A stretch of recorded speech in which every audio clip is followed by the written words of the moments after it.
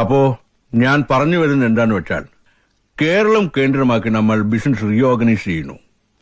ഇപ്പോ പോളിസി മാറിയതോടെ it is going to be boom time. നിങ്ങൾ മറ്റൊന്നും ആലോചിക്കണ്ട. പട്ടാഭിരാമന്റെ വിജയവാഡ കാർട്ടൽസ് തരുന്നതിന്റെ ഇരട്ടി ബിസിനസ് ഞാൻ ഉറപ്പു തരുന്നു.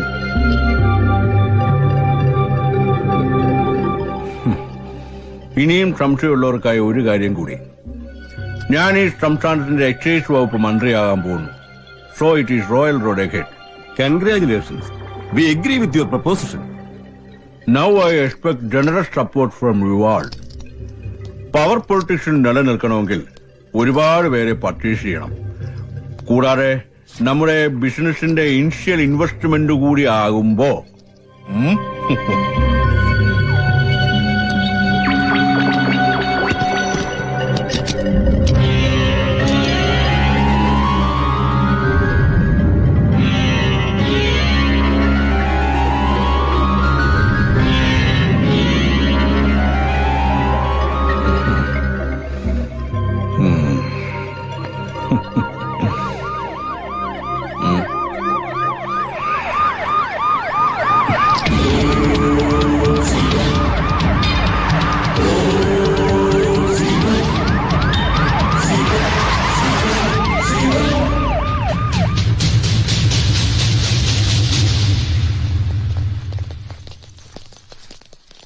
Sorry for the intrusion gentlemen. ഏയ് ഒച്ച വെക്കണ്ട. അരമന മുഴുവൻ അരിച്ചു പെറുക്കാനുള്ള കോർട്ട് ഓർഡറുമായിട്ടാണ് ഞാൻ വന്നിരിക്കുന്നത്. Rasheed search.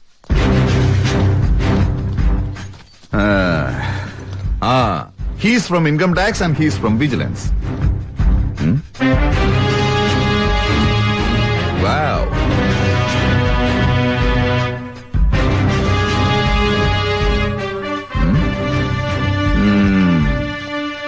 Aaha.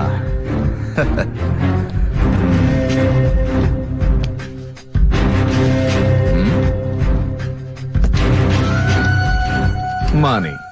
Do you have any source for this money, gentlemen? മേഡേൽ ബ്രദേഴ്സിന്റെ കയ്യിലുള്ള കാശും കണക്കിൽപ്പെടാത്തതായിരിക്കുമല്ലോ അല്ലേ?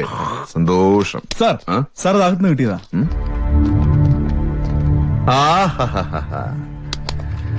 High frequency wireless set. കൊള്ളാമല്ലോ മുതലാളി. മുതല് കമ്പിയില്ലാത്ത ഈ ഐറ്റവും വെച്ചോണ്ട് ആരോടാണാവോ മൊഴിഞ്ഞുകൊണ്ടിരിക്കുന്നത്. അപ്പോ നമുക്ക് പോവാം. അവിടെ മജിസ്ട്രേറ്റ് നമ്മളെ കാത്തിരിക്കുക. വാ. അതെ, ഒരു ആദായ നികുതി കേസ് ഈ തൊണ്ടി സാധനം വെച്ച് നിനക്ക് മേടയിൽ ദേവരായ മുതലാളി ഒരു പുല്ലും ചെയ്യാനാവില്ല. ഇതിൽ നിന്ന് ഊറാൻ ഞങ്ങൾക്ക് വെറും 12 മണിക്കൂർ പോലും വേണ്ട. Rasheed take him.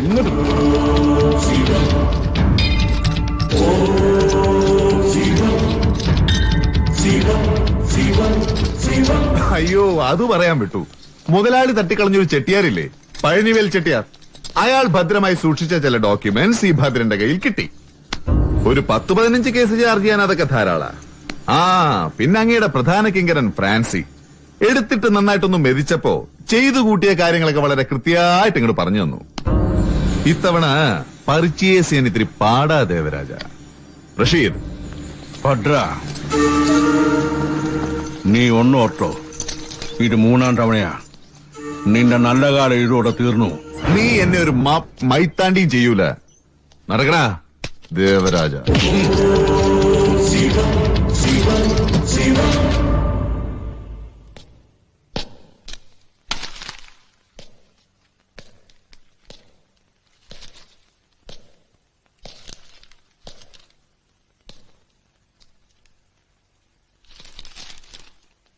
എന്താ സാറേ ഈ വെളുപ്പാങ്കാലത്ത്? ദേവരാജ മുതലാളിയും മറ്റുള്ളവരും ജാമ്യത്തിലിറങ്ങി. നിന്നെ ഇന്ന് കോടതിയിൽ ഹാജരാക്കും. റിമാൻഡ് ഉറപ്പാ. കേസ് മുന്നോട്ട് പോയാ ഊരാനും പാടാ. അത്രയ്ക്ക് ബലത്തിലാ എഴുതി പിടിപ്പിച്ചിരിക്കുന്നത്. പക്ഷെങ്കില് മുതലാളി നിന്നെ കൈയൊഴിഞ്ഞിട്ടില്ല. നിന്നെ പുറത്തു കൊണ്ടുവരാൻ ഒരു പണി ഒപ്പിച്ചിട്ടുണ്ട്. എന്താ സാറേ?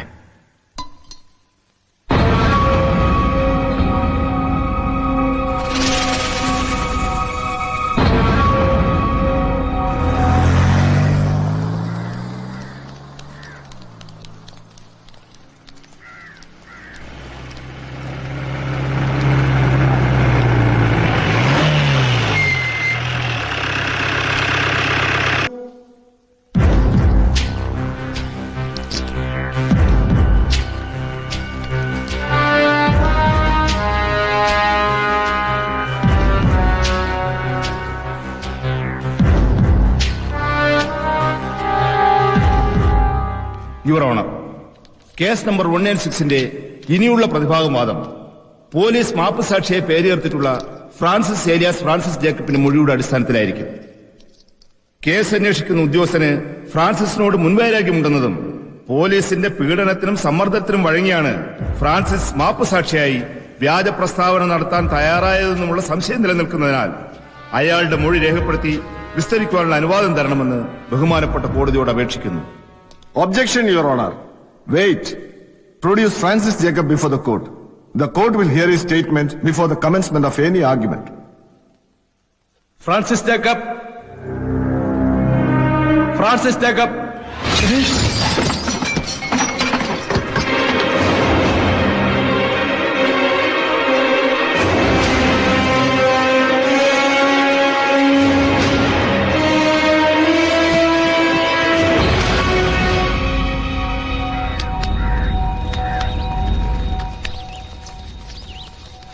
തികച്ചും അസാധാരണമായ സംഭവങ്ങൾക്ക് ഇന്ന് സെഷൻസ് കോടതി സാക്ഷ്യം വഹിച്ചു. കേരളം മുഴുവൻ ഉറ്റുനോക്കിക്കൊണ്ടിരുന്ന മേടയിൽ ദേവരാജിനെതിരെയുള്ള കേസിന്റെ വാദം ഇന്ന് തുടങ്ങാനിരിക്കെ മാപ്പുസാക്ഷിയായി മൊഴി നൽകേണ്ടിയിരുന്ന ഫ്രാൻസിസ് ജേക്കബിന്റെ ജഡം ഇന്ന് കോടതിക്കുള്ളിൽ പ്രത്യക്ഷപ്പെട്ടു. ഫ്രാൻസിസ് ഇന്ന് പുലർച്ചെ മുതൽ ലോക്കപ്പിൽ നിന്നും അപ്രത്യക്ഷനായെന്ന പോലീസിന്റെ ഔദ്യോഗിക ഭാഷ്യം ആരും മുഖവിലേക്കെടുത്തിട്ടില്ല. പൈശാചികമായി ഈ സംഭവം തന്നെ ഞെട്ടിച്ചുവെന്ന് മുഖ്യമന്ത്രി പറഞ്ഞു. ഈ സംഭവത്തിന് ഉത്തരവാദികൾ ആരാണെങ്കിലും ശരി, ഈ ഗവൺമെന്റ് അവർക്കെതിരെ മുഖം നോക്കാതെ നടപടിയെടുക്കും. അക്കാര്യത്തിൽ യാതൊരു സംശയമില്ല.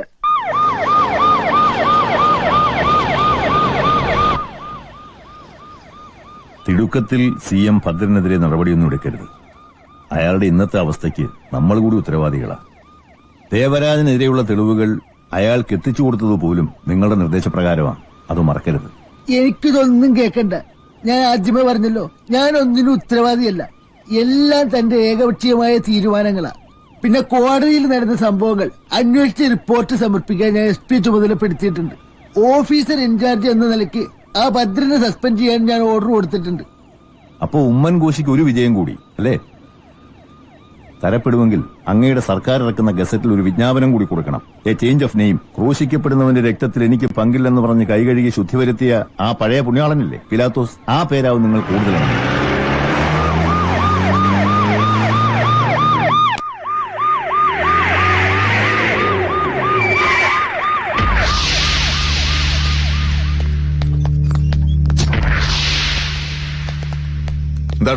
എന്താടോ ഇതൊക്കെ? സാറിന്റെ സെക്യൂരിറ്റിക്ക് ഞങ്ങളുടെ ഡ്യൂട്ടി കിട്ടിരിക്കുക. എനിക്ക് സെക്യൂരിറ്റി ഒന്നും വേണ്ട. സസ്പെൻഷനിലല്ലേ? എന്റെ സെക്യൂരിറ്റി ഞാൻ തന്നെ നോക്കിക്കോളാം. ഡിപ്പാർട്ട്മെന്റ് ഔദാര്യമൊന്നും എനിക്ക് ആവശ്യമില്ല. അല്ല സാർ, ഭീഷണിയുള്ള സ്ഥിതിക്ക് എന്റെ കാര്യം ഞാൻ നോക്കിക്കോളാന്ന്. വിളിച്ചോണ്ട് പോകല്ലേ അത്രയും. ചെല്ലേ, കൊണ്ടുപോ.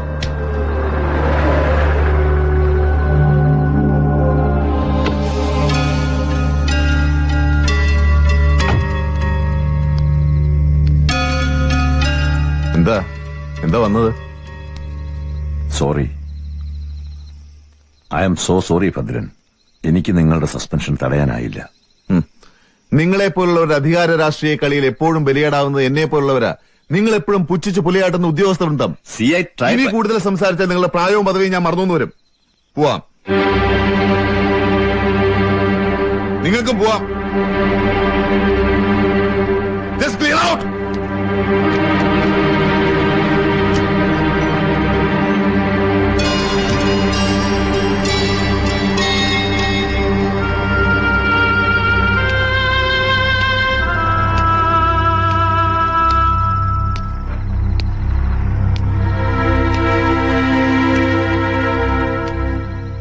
കുമാർജി, എന്നോട് പൊറുക്കണം. എല്ലാത്തിനും ഞാനാ കാരണക്കാരൻ.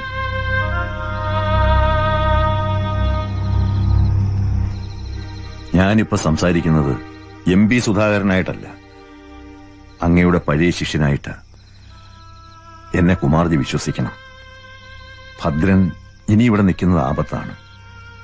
അയാൾക്ക് മാറാൻ സേഫായ ഒരിടം ഞാൻ തന്നെ കണ്ടെത്തിയിട്ടുണ്ട്. ലോകത്ത് കുമാർജി ഒഴികെ ആര് പറഞ്ഞാലും അയാൾ കേൾക്കില്ല. പ്ലീസ്, അയാളെ നമുക്കിവിടുന്ന് മാറ്റണം.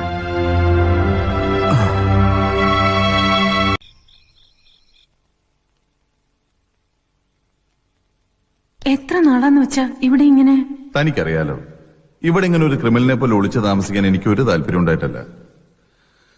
അച്ഛന്റെ വാക്കുകൾ ധിക്കരിക്കാൻ തോന്നിയില്ല, അതാ.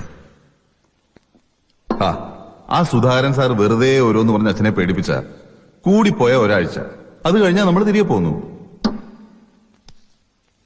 അച്ഛൻ പേടിച്ചാൽ എന്താ തെറ്റ്? വീട്ടിൽ ഏത് നേരം ഭീഷണി അക്രമമൊക്കെ ആയിരുന്നില്ലേ? ഇവിടെയും കരുതിയിരിക്കണമെന്നാ ആ സുധാകരൻ സാർ അച്ഛനോട് പറഞ്ഞത്.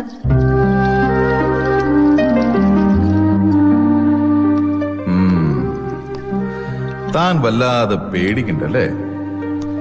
സമാധാനായിട്ടിരിക്കുക, ഒന്നും സംഭവിക്കില്ല.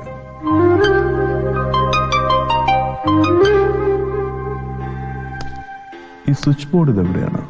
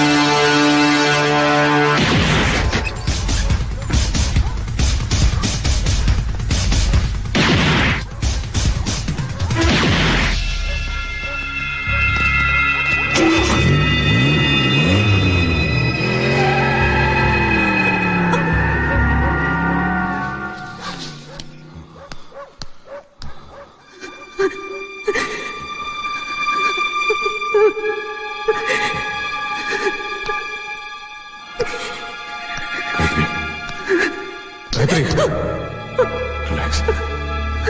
Gayatri, relax.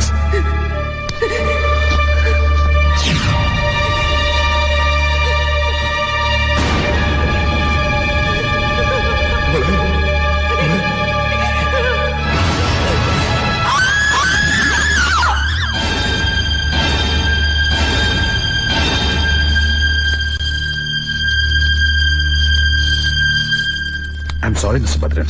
We tried our best. I'm sorry.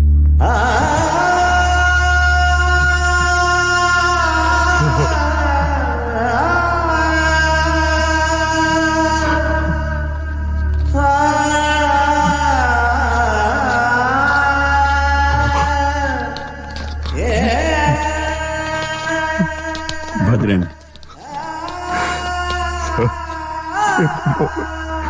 My condolence. എനിക്കറിയാം ഇതാരാ. ഭദ്രൻ, ഞങ്ങൾ ഇപ്പോ വന്നത് നിങ്ങളെ അറസ്റ്റ് ചെയ്യാനാണ്.